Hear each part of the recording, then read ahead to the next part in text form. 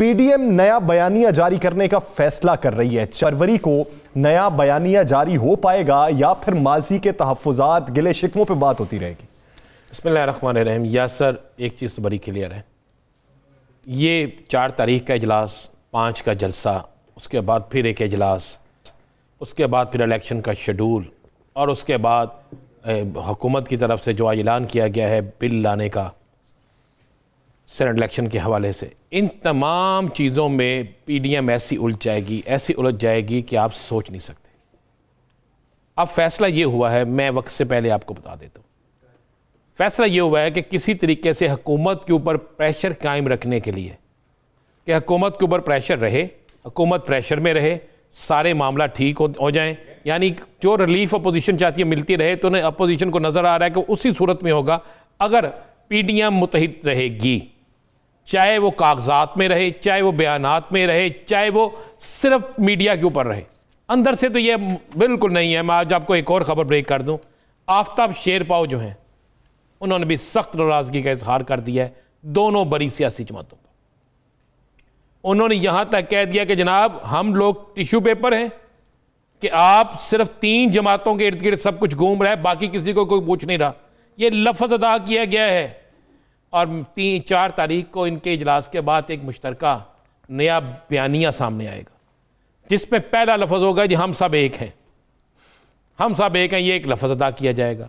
उसके बाद यही कहा जाएगा जनाब हमने बड़ा गौर व फिक्र किया है, बड़ा गौर किया है, और उसके मुस्लिम लीग नून की बात भी रख दी जाएगी सामने, पीपल्स पार्टी की भी रख दी जाएगी कि सेनेट का इलेक्शन होगा, सेनेट के इलेक्शन के बाद तहरीक भरपूर चलेगी, अदम एतमाद के लिए हमारे पास मुकम्मल हो चुके हैं, सारे हमारी विक्ट पूरी हो चुकी हैं, हमारे खिलाड़ी पूरे हो चुके हैं, हमने हुकूमत के अंदर इतने लोगों को तोड़ लिया है, फला फला फला फला, ये सारा कहा जाएगा। लेकिन ये सिर्फ होगा दिखाने के लिए मीडिया को, ये होगा एक तासर देने के लिए कि हम इकट्ठे हैं।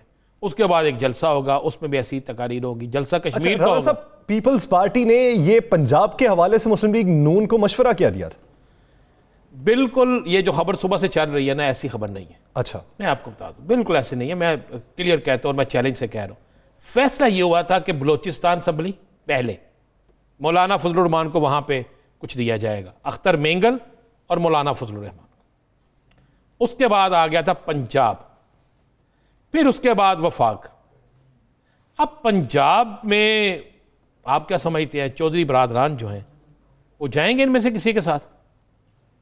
जो मुस्लिम लीग नून के बयानिए के खुल के खिलाफ हैं, जो किसी सूरत में मुस्लिम लीग नून का बयानिया नहीं चाहते, जो किसी सूरत में नहीं ये चाहते, तो क्या चौधरी बरादरान को मुस्लिम लीग नून कबूल करेगी या चौधरी बरादरान मुस्लिम लीग नून को कबूल करेंगे?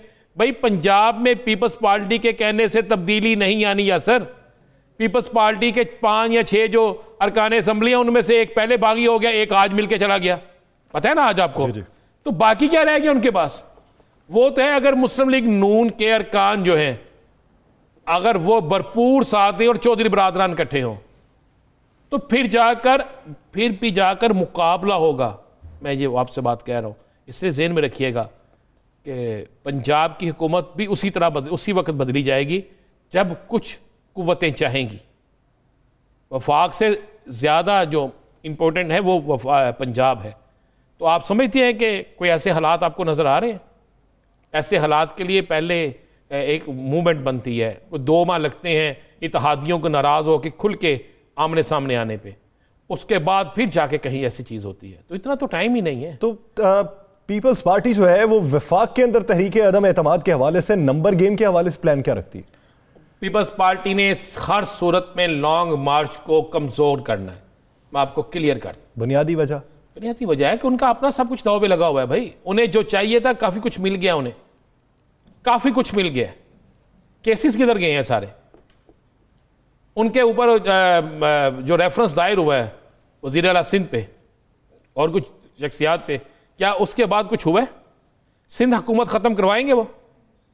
चलिए आप मुझे बता देना, अगर आप लॉन्ग मार्च करते हैं, लॉन्ग मार्च से हुकूमत ख़त्म हो जाएगी? नहीं होगी, कुछ भी नहीं होगा।